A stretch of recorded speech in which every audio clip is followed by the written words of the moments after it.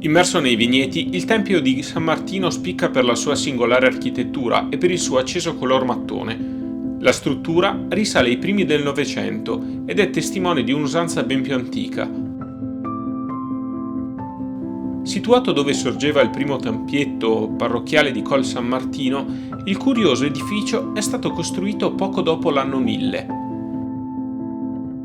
Viene ricordato in particolare per un'usanza documentata già nel 1743.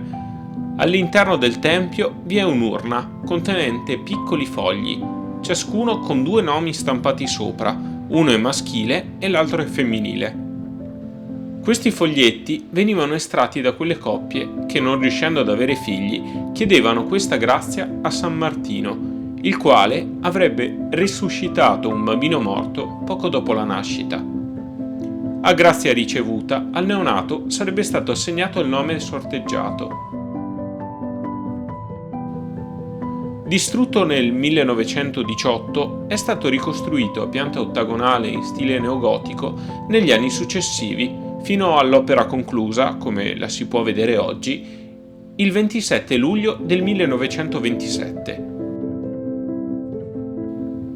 Ancora oggi alcune coppie si recano al Tempio di San Martino proprio per ottenere la grazia del santo.